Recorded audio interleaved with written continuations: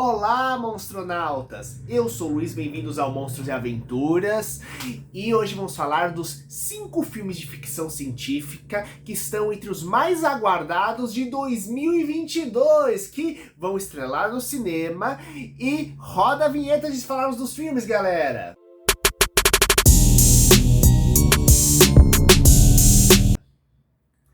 Primeiramente, a gente tem que lembrar de 3 fatos importantes.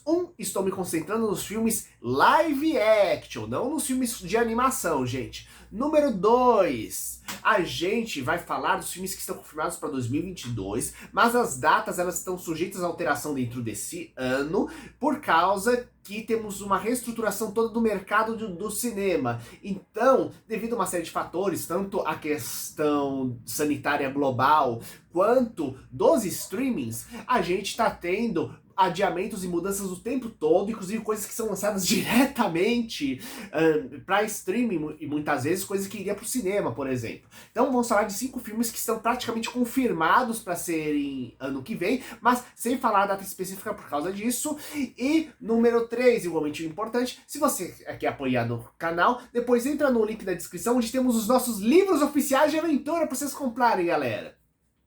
Prosseguindo então, o primeiro é um filme Sony Marvel, que é Morbius. Sim, esse filme que é uma aventura de terror de super-heróis, mostrando, na minha opinião, um gênero, um subgênero que logo vai pegar e vai despontar depois, que são os filmes de super-heróis de terror, ou filmes de super-heróis sombrios, né? Inclusive para pegar e modificar o ar tradicional que foi criado na última década pelos filmes da Marvel.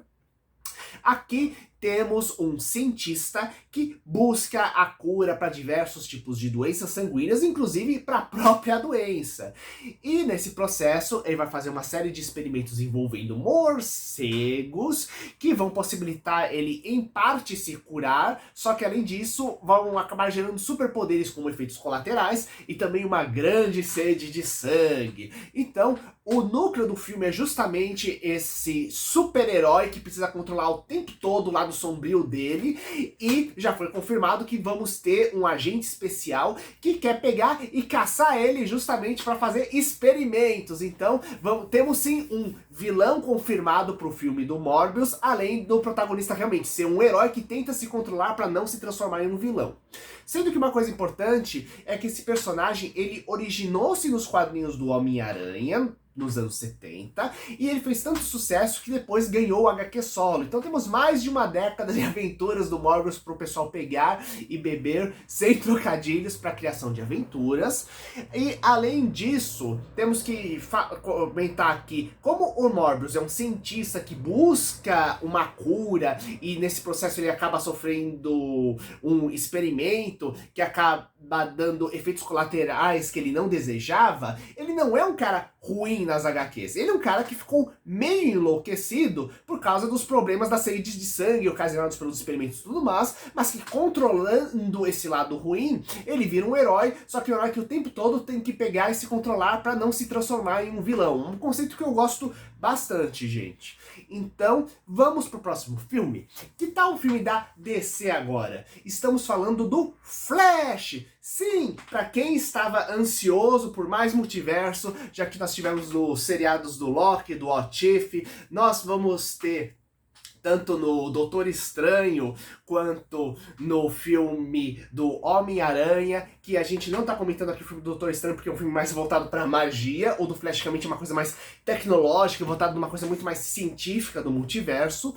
A gente vai ter o Flash como protagonista, finalmente após anos sem estrelar um filme próprio, onde, em teoria, ele tenta pegar e voltar no tempo para tentar descobrir quem foi o assassino da mãe dele, só que alguma coisa vai dar errado dessa viagem e ele acabar caindo em um universo paralelo, que inclusive tem o seu Batman e o seu próprio Flash. E o que ocorre? Esse universo paralelo é simplesmente o universo dos filmes do Batman, do Tim Burton, estrelados pelo Michael Keaton. Então, Michael Keaton está confirmado fazendo o Batman nesse filme, assim como o Ben Affleck, que foi o Batman na trilogia que tivemos de filmes da Liga da Justiça, tá confirmado também, trilogia porque eu tô falando de Superman vs Batman e depois Liga da Justiça. Então, né, vamos ter o Flash desse outro universo, do universo dos filmes que a gente já viu no cinema, indo para essa dimensão paralela e tendo que lutar com alguma grande ameaça. Qual o vilão, a ameaça no geral ainda não sabemos. Se a gente vai ter mais universos paralelos que vão pegar e aparecer na história também está para ser confirmado. Até o momento sabemos que o título vai ser Flashpoint, né? O famoso ponto de ignição, que chegou inclusive a ganhar a adaptação, é o nome de uma HQ, que ganhou a adaptação pro seriado de televisão, né, que do seriado do Flash, inclusive famoso por trabalhar há anos por essa questão do multiverso também. Então, vamos descobrir como isso vai ser desenvolvido no cinema. Inclusive, uma coisa interessante, esse Flash, interpretado pelo Ezra Miller, inclusive, chegou a pegar e viajar pro universo paralelo justamente dos seriados de televisão. Inclusive já tivemos a confirmação do pessoal que coordena todo o universo da DC, tanto no cinema quanto nas produções televisivas, que todos os filmes e seriados, eles pertencem a um único grande multiverso. Então, foi confirmado logo de cara que os personagens de qualquer filme, eles podem se encontrar em grandes aventuras multiversais. Então, a gente já teve meio que uma palhinha, que foi na verdade um encontro de uns 2 minutinhos, do Flash do cinema com o Flash da TV, mostrando que ele já tá fazendo experimentos de como viajar em dimensões paralelas, né? E agora vamos ver o filme mesmo.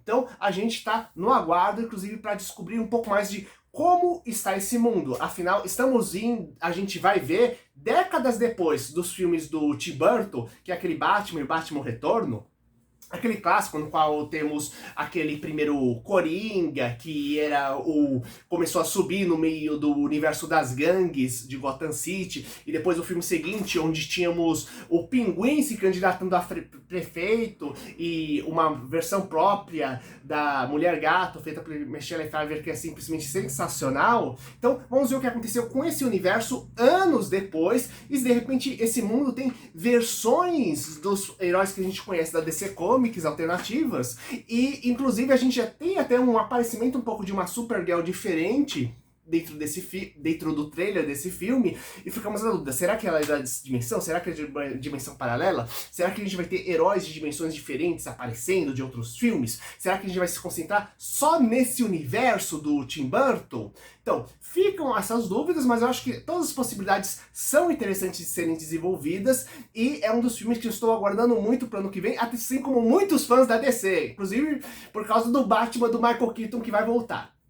Então, nosso próximo material, retornando ao mundo Marvel, é o do Wakanda Forever, a continuação de Pantera Negra. Esse filme que já teve o roteiro reescrito várias vezes, né? Já que, infelizmente, o protagonista do filme anterior, ele faleceu. Então, a gente não sabe exatamente quais vão ser os detalhes do roteiro, só temos duas coisas muito interessantes que foram reveladas. Em primeiro lugar, que eles vão aprofundar o desenvolvimento de cada um dos personagens do filme anterior, o que é interessante, porque temos quase que uma espécie de Liga da Justiça do Wakanda, né? Temos toda uma equipe de super-heróis e super-heroínas que aparece no filme anterior, ajudando justamente o Pantera Negra. Então a gente fica querendo realmente pegar e querer mais desses personagens. Além disso, tá confirmado a presença do Príncipe Namor, o guerreiro, o guardião de Atlântida. Então, tudo indica que vamos ter finalmente Atlântida, a versão da Marvel, aparecendo nos cinemas, só que temos uma coisa bem interessante. O Namor, nos quadrinhos, e isso durou durante décadas, e mesmo uma vez ou outra ele volta a ficar desse jeito, ele sempre mostrou como um vilão que usava o exército de Atlântida para poder pegar e derrotar o mundo da superfície por causa da poluição que a gente causava nos oceanos. Isso quando não teve um período no qual a Atlântida basicamente sumiu, ele ficou furioso acreditando que a superfície destruiu a Atlântida, tivemos várias guerras, luta contra o Quarteto Fantástico, então fica até a dúvida se de repente nós não vamos ter uns primeiros resquícios ou indícios do Quarteto Fantástico dentro dessa história. Além disso, já foi confirmada para o filme uma personagem que é a Coração de Ferro. Não sabemos se ela vai aparecer só na forma servil de super cientista ou como heroína, mas nos quadrinhos ela é uma estudante superdotada que, devido à genialidade dela, ela consegue replicar a armadura do Homem de Ferro e cria uma versão própria para ela. Então, quando nos quadrinhos o Homem de Ferro morre, estamos falando dos quadrinhos de Marvel DC, então todo mundo morre e ressuscita uma meia dúzia de vezes nos quadrinhos, né? Então, a Coração de Ferro vira a substituta do Homem de Ferro nos quadrinhos, inclusive sendo guiada por um programa de computador, uma inteligência artificial, que replica justamente a inteligência do Homem de Ferro para ajudá-la de vez em quando. Então, vamos ver o que vai acontecer. Sendo que, além disso, está confirmados 2 seriados que vão ser derivados diretamente desse filme. O primeiro é Wakanda, o que faz todo sentido, já que estamos falando de uma super civilização, um país inteiro, né? Então temos um palco gigantesco para enormes aventuras lá dentro. Inclusive fica a dúvida se como vai ficar a questão do título de Pantera Negra, já que não é simplesmente uma roupinha com um título. Esse é o título oficial do rei de Wakanda. Então, como vai ficar essa questão real e como eles vão, da substituição, como eles vão falar de como foi a perda do Pantera Negra no filme. Temos várias conjecturas sendo feitas. E, além disso, tem o seriado também da Coração de Ferro, isto é, da substituta do Homem de Ferro, que também está sendo preparado também. Ambos os seriados eles estão aí em fase de elaboração para estrear em algum momento no futuro do Disney Plus. Eu acredito que como o Wakanda vai estrear em 2022, em 2023 um desses seriados deve pegar e finalmente estrear. Prosseguindo então, só que vamos sair do núcleo Marvel e DC para ir uma coisa um pouquinho diferente. Um filme austríaco de aventura espacial. Eu estou falando de Rubicon. Essa produção é de uma colônia espacial no ano de 2040 e pouco, que tenta pesquisar uma nova fonte de comida para a Terra. Bastante pesquisas com algas para criar realmente uma fonte contínua e eterna de alimentos para o planeta. Finalmente eliminar a fome global de forma bem estruturada. Só que temos uma névoa alienígena bizarra e aparentemente tóxica que cobre o planeta e some as comunicações. Então fica a dúvida, será que a humanidade foi destruída por essa névoa? Como é que vamos fazer agora que a gente perdeu o contato com a nossa missão? Como a gente vai pegar e retornar, vamos tentar fazer uma missão para a Terra? Vamos tentar primeiro pegar e resolver nosso experimento aqui para a gente conseguir criar pra gente uma fonte de alimentos, já que nossa fonte de abastecimento da estação espacial, que é a Terra, basicamente temporariamente não está funcionando mais. Como vamos lidar com todos esses acontecimentos? Eu estou bem curioso, já que temos um país diferente pegando e produzindo ficção científica. A África do Sul, inclusive, nos presenteou com os filmes Elysium e Distrito 9 no passado, obras fantásticas, né? Então eu quero sim pegar e ver esse novo filme que pega e deve trazer uma visão diferente justamente dessas questões de desenvolvimento de tecnologia espacial, né? Uma coisa que é mais ficção científica, só que puxada um pouquinho para mais perto no chão, sem raios lasers e tudo mais. Vamos ver como isso vai desenvolver. Prosseguindo então, nós temos o filme Avatar 2, que eu acredito que era um dos mais esperados de todo mundo. Lembrando, antes de continuar, que se você quer apoiar a gente, entra aqui embaixo que temos os livros oficiais de aventura aqui no canal, galera. Prosseguindo então, nós temos Avatar, que o Avatar 2 e o Avatar 3 demoraram... Sim, os dois foram produzidos simultaneamente, demoraram anos para serem produzidos, por causa que James Cameron, o criador do filme original, queria o máximo de capricho possível. Lembrando que o James Cameron é o mesmo cara que fez tanto Titanic, quanto Exterminador do Futuro, quanto outras grandes obras que revolucionaram a estrutura do cinema. E mesmo o primeiro Avatar, ele mudou uma coisa importante no cinema. Ele reestruturou a forma como se fazia 3D. Tanto que não existia filme em legendado 3D até o momento, pelo menos não de forma meio agradável. E o que acontece? Ele criou todo um outro sistema de filmagem, inclusive criou um sistema próprio de legenda em 3D, justamente por causa que o povo Na'vi, que são os alienígenas do filme, eles se comunicam usando uma linguagem própria. Então, para isso, ele teve que criar um sistema que permitisse você colocar legenda toda vez que os alienígenas falavam em sua língua natal. Então, esse filme foi um marco gigantesco pro cinema, além de ser visualmente lindo, tem uma historinha legal, e temos uma coisa muito importante, e que eu acho que foi uma das coisas mais desenvolvidas do filme anterior, que é a questão da comunicação telepática com dos navios com outras criaturas, e que é muito uma fábula da necessidade de entendermos e compreendermos os outros seres vivos ao nosso redor, que aqui é super desenvolvido numa ficção científica fabulosa, né? Ao mesmo tempo que eles têm que lutar contra uma colônia militar humana que veio lá só para poder pegar e explorar desenfreadamente os recursos naturais do planeta. Uma coisa bem estilo colonização do século XVI, só que replicada no futuro com planetas alienígenas. E a gente vai ter, então, os filmes 2 e 3, com 2 confirmados para o ano que vem, e se tudo der certo, em 2023 devemos ter a continuação, já que os dois estão filmados. E uma coisa interessante, quem já fez isso no passado com ficção científica foi o filme De Volta para o Futuro, que após o super sucesso do primeiro filme, e inclusive temos uma saga do Netflix, uma linha de documentários sobre filmes clássicos, onde temos entre eles um que fala todos os detalhes sobre o De Volta para o Futuro.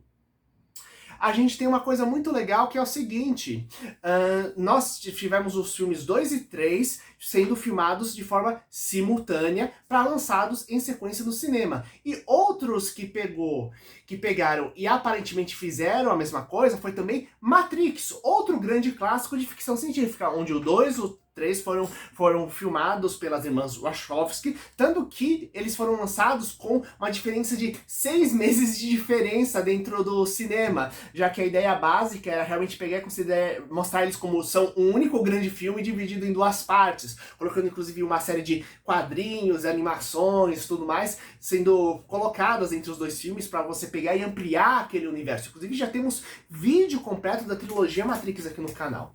E é claro que a gente pode se perguntar do que vai se tratar o roteiro da continuação.